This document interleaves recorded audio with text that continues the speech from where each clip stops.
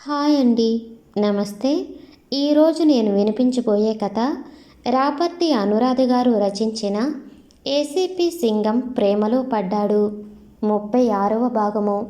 ఇక కథలోకి వెళితే విజయ్ కళ్యాణ్ అన్న మాటకి షాక్ అయ్యాడు. వాట్ అంటూ గట్టిగా అరిచాడు. కళ్యాణ్ నిట్టూరుస్తూ అవునరా, అమ్మ అఖిలాండేశ్వరిని కలిసింది. అది కూడా ఎటువంటి సెక్యూరిటీ లేకుండా. ఆమె కూడా అమ్మని ఏమీ అనకుండా విడిచిపెట్టింది.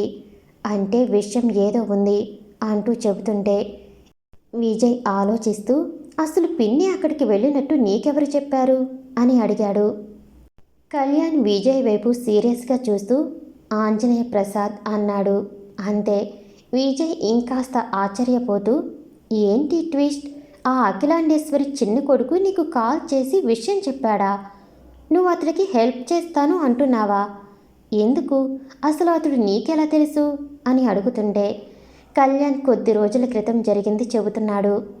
ఒకరోజు నైట్ డ్యూటీ చూస్తున్న మన వాళ్ళకి చీకటిలో ఫ్లైఓవర్ దగ్గర కూర్చుని ఫుల్గా డ్రింక్ చేసి అక్కడి నుండి కిందికి దూకి ఆత్మహత్య చేసుకునే ప్రయత్నం చేస్తూ ఒక వ్యక్తి కనిపించాడు. మన వాళ్ళు అతన్ని అదుపులోకి తీసుకుని స్టేషన్కి తీసుకువచ్చారు. ఆ సమయంలో నేను స్టేషన్లో ఉన్నాను. వాళ్ళు తీసుకువచ్చిన మనిషి చేస్తున్న ప్రయత్నం మన వాళ్ళు చెప్పారు. 2 తగిలిద్దామనుకుని అతడి కాలర్ పట్టుకుని నా వైపు లాక్కున్నాను. చూడబోతే మధు అన్నయ్య. అంతే. నాకేం అర్థం కాలేదు. అందుకే అతన్ని నాతో తీసుకువెళ్ళి ముందు మత్తు వదిలించి విచారించాను. ఎందుకు ఇలా చేశావు? నీకేం కర్మ ఆత్మహత్య చేసుకోవటానికి అని అడిగాను. అతడు కన్నీళ్లు పెట్టుకుంటూ నాకు వేరే ఆప్షన్ కనిపించటం లేదు సార్, నన్ను వదిలేయండి, పోయి చస్తాను అంటూ ఒక్కసారిగా కంట్రోల్ తప్పి నన్ను పట్టుకుని ఏడవటం మొదలుపెట్టాడు. నేను ఎంతో కష్టం మీద అతన్ని కంట్రోల్ చేస్తూ విషయం చెప్పు, నీకు నేను హెల్ప్ చేస్తాను, ప్రామిస్ చేస్తున్నా, నీ సమస్య ఏదైనా నీకు నేను హెల్ప్ చేస్తాను అని మాట ఇచ్చాను. అతడు కంట్రోల్ అయ్యి విషయం చెప్పాడు. తనకు తన తల్లి పెళ్లి సంబంధం చూసింది అని, ఈ ఎలక్షన్స్ పూర్తి కాగానే ఆవిడ గెలవటం ఖాయమని, ఆ తర్వాత తన అన్నకి తనకి ఒకేసారి పెళ్లి చేస్తుంది అని, ఆ పెళ్లి తనకు ఇష్టం లేదు అని చెప్పాడు. నాకు మొదట అనిపించింది అతడు లవ్ అఫైర్లో ఉండి ఉంటాడు. తల్లిని ఎదిరించలేక ప్రేమించిన అమ్మాయిని దూరం చేసుకుని బ్రతకలేక చనిపోవాలని నిర్ణయం తీసుకున్నాడు అని. కానీ విషయం అది కాదు అని అతడు చెప్పిన మాట విని షాక్ అయ్యాను. ఆంజనేయ ప్రసాద్ నన్ను నమ్మి తన పర్సనల్ విషయం చెప్పాడు. అతడికి ఒక పాప ఉంది అని, 8 ఏళ్ల పాపకి తల్లి తండ్రి నేనే అయ్యి పెంచుకుంటున్నా. కానీ ఇప్పుడు నాకు పెళ్ళి అయితే ఆ పాప రోడ్డున పడుతుంది. నేను ఇచ్చిన మాట చేసిన ప్రమాణం నిలుపుకోలేని వాణ్ణి అవుతాను. అందుకే పాపని నా ఫ్రెండ్కి అప్పచెప్పి పాపకి కావలసిన డబ్బు ప్రాపర్టీ రాసి ఇచ్చి సూసైడ్ చేసుకోవాలి అనుకున్నాను. సార్, నేను బ్రతికి ఉంటే పాపని చూడకుండా నన్ను చూడకుండా పాప ఉండలేము. అందుకే అని చాలా ఎమోషన్ అవుతూ విషయం చెప్పాడు. నాకు మైండ్ బ్లాక్ అయ్యింది. ఆంజనేయ ప్రసాద్ ఒక బిడ్డకి తండ్రి, ఆ బిడ్డకి తల్లి లేదు. ఆంజనేయ ప్రసాద్కి ఇంతవరకు పెళ్లి కాలేదు, కానీ పాప అంటున్నాడు అని కళ్యాణ్ నిట్టూరుస్తూ నీ సమస్యకు చావు పరిష్కారం కాదు ప్రసాద్, నువ్వు తీసుకున్న నిర్ణయం సరైంది కాదు. అసలు నాకు ఒక విషయం చెప్పు, నువ్వు సీక్రెట్ మ్యారేజ్ చేసుకున్నావా? నువ్వు పెళ్లి చేసుకున్న అమ్మాయి పాప పుట్టాక చనిపోయిందా? ఈ విషయం మీ అమ్మకి చెప్పలేకపోయావా అని అడిగితే ఆంజనేయ ప్రసాద్ కంగారుగా అయ్యో, ఆ పాప నాకు పుట్టింది కాదు అన్నాడు. కళ్యాణ్ అర్థం కానట్టు వాట్, అలా అయితే ఆ పాప ఎవరి పాప అని అడిగాడు. అతడు దిగులుగా కొన్నేళ్ల క్రితం జరిగింది చెబుతున్నాడు. మా అమ్మ అహంకారి, డబ్బు దర్పం ఉంది అని కన్నబిడ్డలనే క్రమశిక్షణ అంటూ అదుపు ఆజ్ఞలు అంటూ పెంచింది. మాకు ఆవిడ అన్న, ఆవిడ మాట అన్న చచ్చేంత భయం. ఇంట్లో ఎవరూ ఆవిడకు అడ్డు చెప్పము. ఒకరోజు ఇంట్లో వర్కర్స్ని మార్చే టర్మ్ వచ్చింది. ప్రతి 5 సంవత్సరాలకు ఒకసారి ఇంట్లో పనిచేసే వర్కర్స్ని పనిలో నుండి తీసేస్తుంది. మా ఇంట్లో 5 ఏళ్లుగా లక్ష్మి, ఆమె భర్త సతీష్ పనిచేస్తున్నారు. కొద్ది రోజుల క్రితమే ఆమె భర్త అనారోగ్యంతో చనిపోయాడు. ఆమెకు ఒక్కతే పాప. 2 ఏళ్ల వయసున్న పాపతో ఉన్నట్టుండి పని పోగొట్టుకుని రోడ్డున పడింది లక్ష్మి. నాన్నగారు అమ్మకి తెలియకుండా ఆమెకు 1,00,000 రూపాయలు ఇచ్చి ఏదైనా పని దొరికే వరకు ఈ డబ్బు ఉపయోగించుకో, నీకు ఏదైనా అవసరం పడితే నన్ను వచ్చి కలువు అని చెప్పి పంపారు. ఆమె కన్నీళ్లు పెట్టుకుంటూ మీ రుణం తీర్చుకోలేను బాబుగారు అంటూ బాధపడుతూ వెళ్ళింది. ఆ దృశ్యం నేను చూశాను. నాకు కూడా చాలా బాధ కలిగింది. కానీ అమ్మ మాటకి ఎదురు చెప్పే ధైర్యం మాకెవ్వరికీ లేదు. కొద్ది రోజులు గడిచింది. లక్ష్మి చిన్న పాపతో ఎక్కడ పని దొరక్క నాన్నగారు ఇచ్చిన డబ్బులు ఖర్చు అయిపోయాయి. తిరిగి మమ్మల్ని సహాయం అడగలేక అవస్థపడుతుంది అని తెలిసింది. అందుకని కన్స్ట్రక్షన్ జరుగుతున్న కొత్త కంపెనీ వద్ద ఆమెకు పని ఇప్పించారు నాన్నగారు. నేను ఆ బిల్డింగ్ వర్క్ దగ్గరుండి చూసుకోవాలి అని అమ్మ ఆర్డర్. నేను నా ఫ్రెండ్ ఆ వర్క్ విషయం దగ్గరుండి చూసుకుంటూ ఉన్నాం. అప్పుడే లక్ష్మి నాకు మళ్ళీ కనిపించింది. మనసుకి సంతోషం కలిగింది. ఆమె పని చేసుకుంటూ ఉంది అని జీతం కూడా ఎక్కువ ఇప్పించే ఏర్పాటు చేశాను. ఎలాగో అమ్మకి ఆమె విషయం తెలియదు అని ధైర్యంగా ఉన్నాను. ఆమె నన్ను చిన్నబాబు గారు అంటూ ఎంతో మర్యాద ఇస్తూ కష్టపడి పనిచేస్తూ ఉండేది. ఇలా ఉండగా ఒకరోజు నేను ఉన్న ప్రదేశంలో ప్రమాదం జరిగింది. 11th ఫ్లోర్ పై నుండి కింద ఉన్న నా మీద సిమెంట్ బ్యాగ్స్ పడబోయాయి. నేను ఫోన్ మాట్లాడుకుంటూ గమనించుకోలేదు. లక్ష్మి అది చూసి చిన్నబాబు గారు అంటూ నా చేయి పట్టుకుని పక్కకి లాగి ప్రమాదం తప్పించింది. కానీ ఆమె ప్రమాదంలో పడింది. ఇంకో బ్యాగ్ ఆమె తల మీద పడింది. ఒక్కసారిగా ఊహించని ప్రమాదం ఎదురైంది. ఆమె తల పగిలి రక్తపు మడుగులలో పడి ఉంది. నేను చాలా బాధపడ్డాను. మొత్తం జనం గుమిగూడారు. డాక్టర్ వచ్చి చూసి లాభం లేదు, ఆమె బ్రతకటం కష్టమని చెప్పేశారు. నేను ఎంతో బాధపడుతూ ఎందుకు నీ ప్రాణం ప్రమాదంలో పెట్టుకున్నావు లక్ష్మి అని అడిగితే ఆమె ఆనందంగా మీ ఉప్పు తిన్నాను బాబుగారు, మిమ్మల్ని కాపాడటం నా బాధ్యత, రుణం తీర్చుకున్న చిన్నబాబు గారు అని ప్రాణాలు పోతున్నప్పుడు ఆమె ఎంతో కష్టం మీద మాట్లాడుతూ చిన్నబాబు గారు నా పాప బాబుగారు అంటూ అడుగుతుంటే నేను ఆమె వేదన అర్థం చేసుకుని నీ పాప కాదు, ఇక నుండి నా పాప, నేను పాపని కన్న తండ్రిలా పెంచుకుంటాను అని చెప్పాను. ఆ మాట విన్న లక్ష్మి ఆమె చేయి చాచింది. నేను ఆ చేతిలో చేయి వేసి ప్రమాణం చేశాను.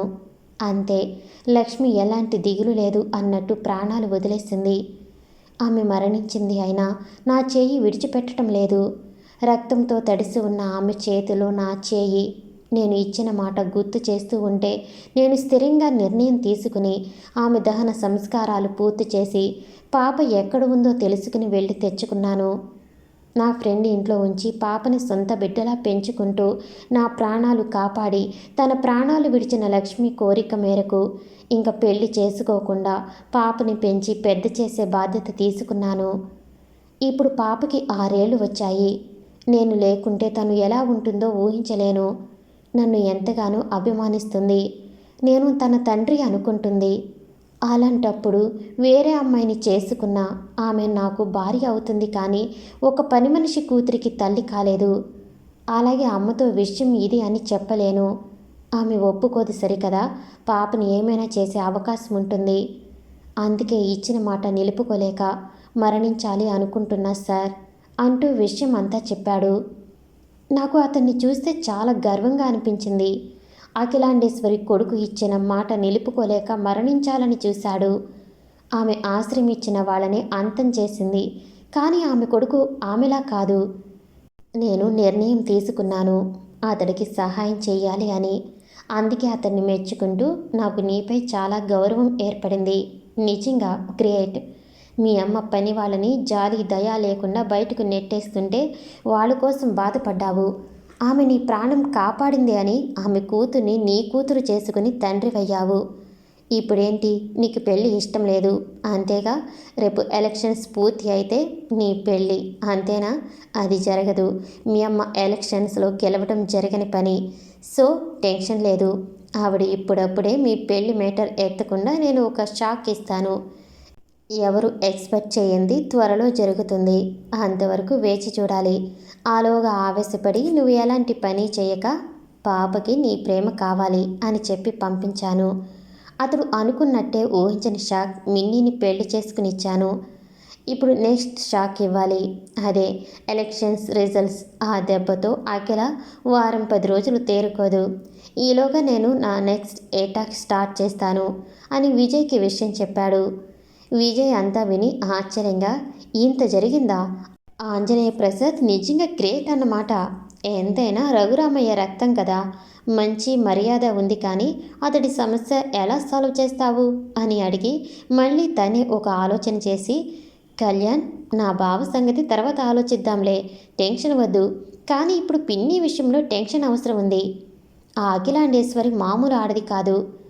డెఫినెట్గా పిన్నిని బెదిరించి ఉంటుంది, విషయం తెలుసుకోవాలి అని అన్నాడు. కళ్యాణ్ చిన్నగా నవ్వి, ఆవిడ తన గేమ్ స్టార్ట్ చేస్తే నేను నా గేమ్ స్టార్ట్ చేస్తాను. మనకి విషయం తెలియదు అనుకుని ఉండటమే మంచిది. అమ్మ మన వద్ద నిజం దాచకుండా చెప్పే రోజు వస్తుంది. ఆలోగా బలవంత పెట్టినా ఆ అమ్మ నిజం చెబుతుంది అనిపించటం లేదు. అందుకే ప్రస్తుతం ఎలాంటి చర్చ వద్దు. ఇంతకీ మధు విషయం ఏమైంది? తను చాలా ఫీల్ అయింది అనిపించింది. మా పెళ్లి కారణంగా మీరు గొడవ పడలేదుగా? కావాలి అంటే నేను తనతో మాట్లాడతాను అని అడిగాడు. విజయ్ నవ్వుతూ, మధు కన్విన్స్ అయ్యింది అని, ఇంకా ఆమెకు ఎలాంటి కోపం లేదు అని నమ్మకంగా చెప్పాడు. కళ్యాణ్ రిలాక్స్ అయ్యి, సరే విజయ్, నువ్వు అమ్మ విషయంలో జాగ్రత్తలు తీసుకో. నేను వెళుతున్నా. రేపు రాగిని ఇచ్చే స్టేట్మెంట్ రిపోర్ట్ ఇంకా వెంకట్రావు పోస్ట్మార్టం రిపోర్ట్తో కోర్టులో హైమా గారిని ప్రొడ్యూస్ చేయాలి అని చెప్పి విజయ్ని పంపించి ఏవో ఆలోచన చేసి రమేష్ మనుషులని మీట్ అయ్యి వీఆర్పై నిఘా పెట్టమని, వాడు తప్పించుకునే అవకాశం లేకుండా చేయాలి అంటూ వివరంగా చెప్పి వాచ్ చూసుకున్నాడు. రాత్రి 10 కావస్తుంది. మిన్నీ నా కోసం చూస్తూ ఉంటుంది, వెళ్ళాలి అని కార్ స్టార్ట్ చేసి కొంత దూరం వెళ్ళాడు. అతడి కార్ని ఎవరో ఫాలో చేస్తున్నారు. వాళ్ళు ఎవరో కాదు, వీఆర్ మనుషులు. కానీ అతన్ని ఇప్పుడప్పుడే ఏమీ చేయకూడదు అని వీఆర్ ఇంకా సెల్వ ఆర్డర్. ముందు అఖిలాండేశ్వరి, ఆ తర్వాతే కళ్యాణ్. కానీ అతన్ని అనుక్షణం ఫాలో చేయాలి అన్నది వాళ్ళకి వచ్చిన ఆర్డర్. కళ్యాణ్ కారు నడుపుతూ సడన్గా ఆపాడు. అతన్ని ఫాలో చేస్తున్న సుమో డ్రైవర్ తడుచుకున్నాడు. అతడి పక్కన ఉన్న మనుషులకి చెబుతున్నాడు, అన్న, ఆ ఏసీపీ మనల్ని కనిపెట్టాడు అంటే అయిపోతాం. ఆ రోజు గుడిలో మన వాళ్ళని ఇరగ కుమ్మేశాడు. వాళ్ళలో కొందరు ఇంకా బెడ్ రెస్ట్లోనే ఉన్నారు. మనల్ని కానీ చూస్తే మనకి అదే గతి చెప్తున్నా అంటూ భయపెడుతుంటే వాళ్ళు నోరుమి, వాడు వింటే అయిపోతాం అంటూ ఆపారు. కళ్యాణ్ కారు దిగి వీఆర్ మనుషులు ఉన్న సుమో వరకు వచ్చి ఆ పక్కనే ఉన్న బేకరీ లోపలికి వెళ్ళాడు. అంతవరకు ప్రాణాలు అరచేతిలో పెట్టుకున్న వాళ్ళు అమ్మయ్య అనుకుని అక్కడి నుండి సైడ్కి ఎస్కేప్ అయ్యారు. కళ్యాణ్ మిన్నీకి ఇష్టమైన ఐస్ క్రీమ్ కోన్ తీసుకుని తిరిగి కారు వద్దకు వచ్చి ఎలాంటి డౌట్ పడకుండా తన మిన్నీ ఉన్న వద్దకు చేరుకున్నాడు. అతడు ఉంటున్న ఇంటికి దగ్గరగా వచ్చిన వీఆర్ మనుషులు ఇవాళ డ్యూటీ అయిపోయింది అన్నట్టు వెళ్ళిపోయారు.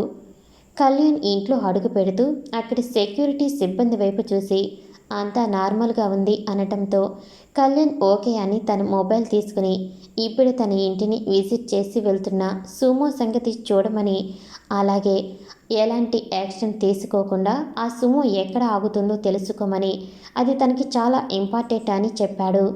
వాళ్ళు వెంటనే ఓకే సార్ అంటూ సుమో వెంటపడ్డారు. నిజానికి ఏసీపీ కార్ ఫాలో చేయటం అంటే మామూలు విషయం కాదు. కళ్యాణ్ వాళ్ళని ముందే పసిగట్టాడు. అయినా సైలెంట్గా ఊరుకున్నాడు. కళ్యాణ్ ఇంటి లోపలికి వచ్చాడు. అక్కడ ఉన్న సీతమ్మ నవ్వుతూ, రా బాబు, బాగా అలసిపోయినట్టు ఉన్నారు, ఫ్రెష్ అయ్యిరండి, భోజనం చేద్దురు అని చెప్పింది. కళ్యాణ్ అటు ఇటు చూస్తూ, మిన్ని నిద్రపోతుందా, భోంచేసిందా లేదా అని అడిగాడు. ఆవిడ చేసింది బాబు, గదిలో ఉంది అని చెప్పి వంటగదిలోకి వెళ్ళింది. కళ్యాణ్ అమ్మయ్య అనుకుని ఆమె నిద్రపోతుంది అని చెప్పి నెమ్మదిగా అడుగులు వేస్తూ డిస్టర్బ్ చేయకుండా ఉండాలి అని గదిలోకి వెళ్ళాడు. అంతే, ఆమె బౌ అంటూ అరిచి అతడి ఎదురుగా వచ్చి నిల్చుంది. ఆమె అల్లరి చేస్తూ అలా అరిచేసరికి కళ్యాణ్కి ఎంత సంతోషం కలిగిందో చెప్పలేను. నిజంగా భయపడిపోయినట్టు ఓ మై గాడ్ అన్నాడు. అంతే, మిన్నీ హే మీరు భయపడ్డారు భయపడ్డారు అంటూ సందడి చేస్తూ ఉంటే కళ్యాణ్ ఆమెను గట్టిగా పట్టుకుని, నా మిన్ని ఆట పట్టించడం కూడా నేర్చుకుందా, అబ్బో వెరీ గుడ్ అంటూ గిరిగిరా తిప్పుతూ వెనక వైపు గార్డెన్లోకి తీసుకుపోయాడు. ఆమె నవ్వుతూ అతన్ని చుట్టుకుని అతడి చెంపలు తడుముతూ, నిజంగా భయపడ్డారా ఏంటి? నేను ఎప్పుడు భయపడతాను, ఇవాళ మీరే భయపడ్డారు హే అంటూ ఉంటే ఆమెను అతడి ఒడిలో కూర్చోపెట్టుకుని తాను తెచ్చిన చాక్లెట్ ఐస్ క్రీమ్ ఆమె నోటికి అందిస్తూ, తిను నా స్మార్ట్ ఏంజిల్ అంటూ ఉంటే మిన్నీ అతడి చేతిలో ఐస్ క్రీమ్ అందుకుని, అరే ఇది ఐస్ క్రీమ్ కోన్, నాకు ఇష్టం అంటూనే ఇష్టంగా తింటూ నవ్వింది. ఆమె స్వచ్ఛమైన నవ్వు చూస్తుంటే కళ్యాణ్కి ఎంత ప్రశాంతంగా అనిపిస్తుందో చెప్పలేను. అతడు కూడా నవ్వుతూ కళ్ళెగరేస్తూ బాగుందా అని అడిగాడు.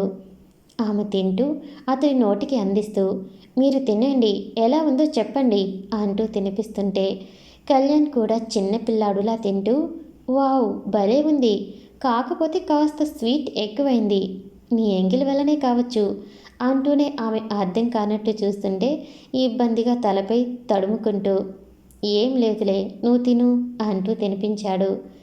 ఆమె ఆ వెన్నెల వెలుగులో మామఒడిలో కూర్చుని చల్లగా వీచే గాలిని ఆస్వాదిస్తూ ఐస్ క్రీమ్ తింటూ, అతడు వెళ్ళాక తను టీవీలో చూసిన కార్టూన్ వీడియో కోసం చెబుతూ తనకి ఎంత నచ్చిందో అంటూ కబుర్లు చెబుతుంటే కళ్యాణ్ ఆమె ప్రతి మాట ఇష్టంగా ఇంకా ఇంట్రెస్ట్గా విని ఆమెను అలాగే ఒడిలో నిద్రపుచ్చాడు.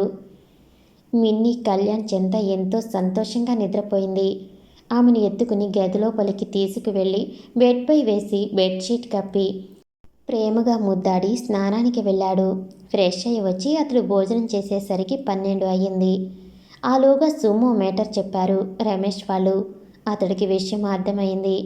ఓకే అంటూ వాళ్ళకి ఒక పని అప్పచెప్పి అమలు చేయండి అంటూ ఆర్డర్ వేసి, సీతమ్మకి భోజనం టైంకి చేయండి, ఆరోగ్యం పాడవుతుంది అంటూ చెప్పి నిద్రపోయేందుకు గదిలోకి వెళ్ళాడు.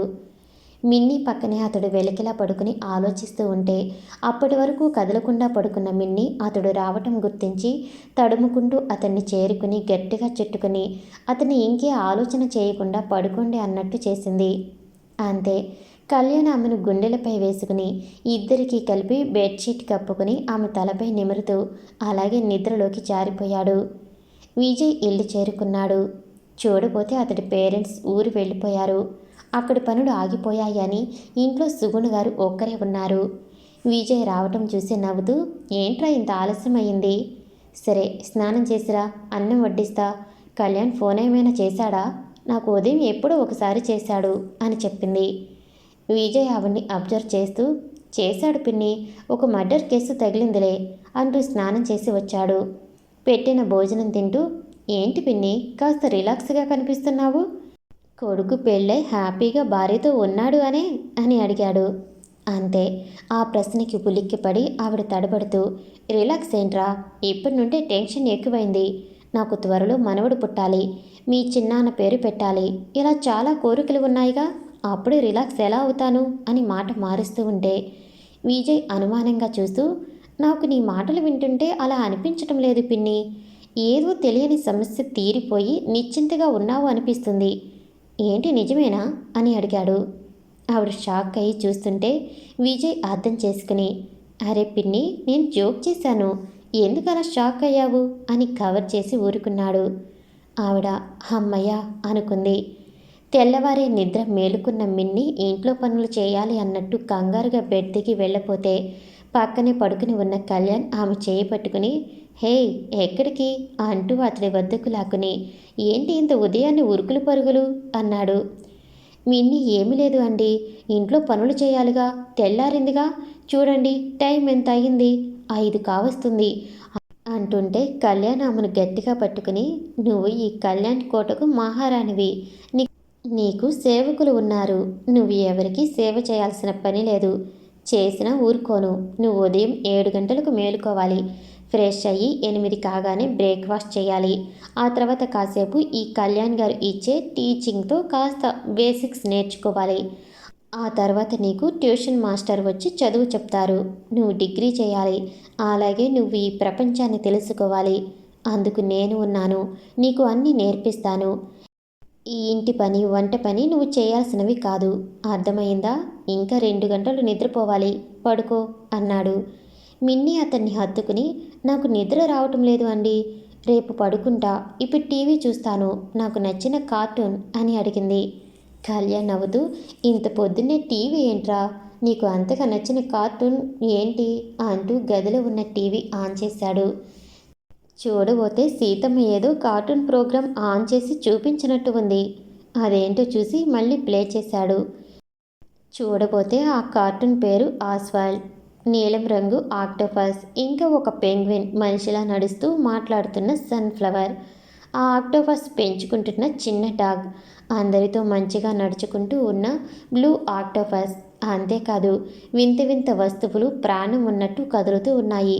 అది చూస్తూ మిన్నీ నవ్వుతూ ప్లే అవుతున్న దానికంటే ముందే ఆమె కథ చెబుతూ ఉంటే కళ్యాణ్ ఆమె సున్నితమైన మనసుకి ముచ్చట పడుతూ, అరే భలే ఉంది షో అంటూ ఆ షోకి సంబంధించిన అన్ని ఎపిసోడ్స్ డౌన్లోడ్ చేసి నీకు ఎప్పుడు చూడాలి అనిపించినా వీటిని చూడొచ్చు అంటూ ఎలా ఆన్ చేయాలి, ఎలా ఫార్వర్డ్ చేయాలి అన్నీ చెప్పాడు. ఆమెకు ఒక్కసారి ఏదైనా చెబితే చాలు ఇట్టే నేర్చుకుంటుంది. ఆ విషయం కళ్యాణ్కి తెలుసు.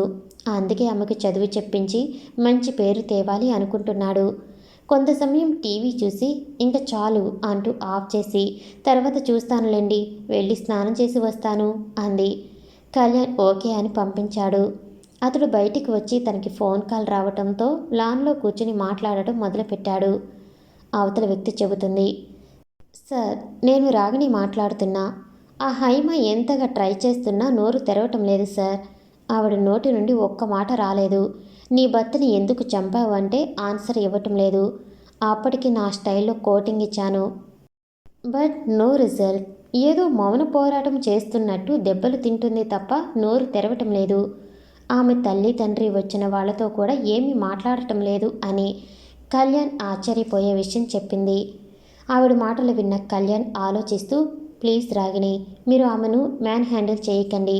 నా పర్మిషన్ లేకుండా ఆమెను ఎవరు ఎలాంటి ఇంట్రాగేట్ చేయనవసరం లేదు. ఇంతకీ పోస్ట్మార్టం రిపోర్ట్ వచ్చిందా అని అడిగాడు. ఆమె వచ్చింది అనటంతో 1 గంటలో అక్కడ ఉంటాను అని చెప్పి ఫోన్ పెట్టేశాడు. విజయ్కి విషయం చెప్పాడు. అతడు స్టేషన్కి వెళుతున్నా అన్నాడు.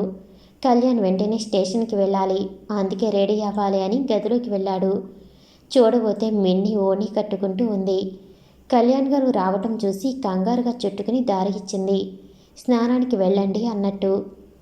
కళ్యాణ్ ఆమెకి దగ్గరగా వచ్చి, ఏంట్రా ఓణి ఎలా చుట్టుకున్నావు, నేను హెల్ప్ చేస్తాను ఉండు అంటూ ఎలాంటి ఫీలింగ్ పెట్టుకోకుండా ఆమె ఓణి ఓడదీసి కుచ్చుళ్ళు పెడుతూ ఆమెను దగ్గరగా తీసుకుని కట్టాడు. ఆమెకు అతడు అలా చొరవ తీసుకుని ఓణి కడుతుంటే విచిత్రంగా, ఇంకా ఎలాంటి ఇబ్బంది లేకుండా ఉంది.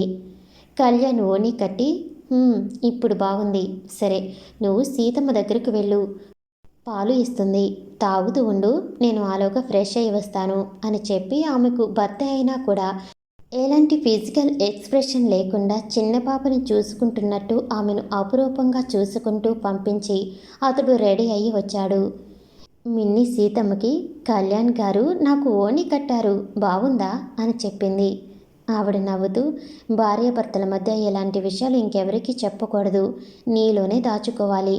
కళ్యాణ్ బాబు నిన్ను బంగారం బొమ్మలా చూసుకుంటూ ఉంటే నాకు ఎంతో సంతోషంగా ఉంది అంటూ పాల గ్లాసు అందించింది.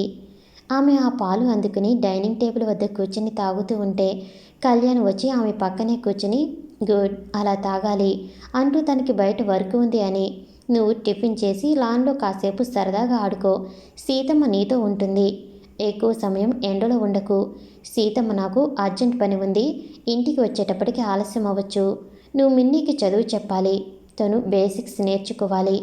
ఇవాళ నేనే చెప్పాలి అనుకున్నా, కుదరలేదు, నువ్వు ఉన్నావుగా, నేర్పించు, తనకి ఒక్కసారి చెబితే చాలు అర్థమవుతుంది, ఇంకా నేర్చుకుంటుంది అని చెబుతూ, మిన్నీ నేను వచ్చేసరికి ఆలస్యం అయ్యింది అని నువ్వు ఫీల్ అవ్వకు, చాలా ముఖ్యమైన పని వల్ల వెళుతున్నా అంటూ లేచి వెళ్ళబోతే మిన్నీ తన చేతిలో ఉన్న పాలు అతడి నోటికి అందించి, కనీసం వీటిని తాగి వెళ్ళండి, నాకు ఏడుపు వచ్చేస్తుంది, మీరు ఏమీ తినటం లేదు అంటూ ఉంటే కళ్యాణ్ ఆమె చేతిలో మిల్క్ గబగబా తాగి, ఇప్పుడు హ్యాపీనా, నేను స్టేషన్లో టిఫిన్ చేస్తారా, టైం లేదు, అందుకే ఇక్కడ తినలేకపోతున్నా, సారీ, నువ్వు తినాలి అని సీతమ్మ వైపు చూశాడు. ఆవిడ నవ్వుతూ, నేను తినిపిస్తాలే బాబు, మీరు కంగారు పడొద్దు అని చెప్పింది. మిన్నీ అతడి చేయి పట్టుకుని, నిజంగా మీరు స్టేషన్లో తింటారుగా, అలా అయితేనే నేను తింటా అంటూ ఉంటే కళ్యాణ్ మొబైల్ ఆగకుండా మోగుతూ ఉంది. కళ్యాణ్ ఆమెను గట్టిగా గుండెకి హత్తుకుని, నిజంగా తింటా, నా మిన్నీకి అబద్ధం చెప్పను తెలుసుగా, మరి వెళ్ళనా అని అడిగాడు. మిన్నీ సరే అంటూ చేయి ఊపుతూ బాయ్ అంటూ ఉంది. కళ్యాణ్ బాయ్ అంటూ కంగారుగా వెళ్ళిపోయాడు.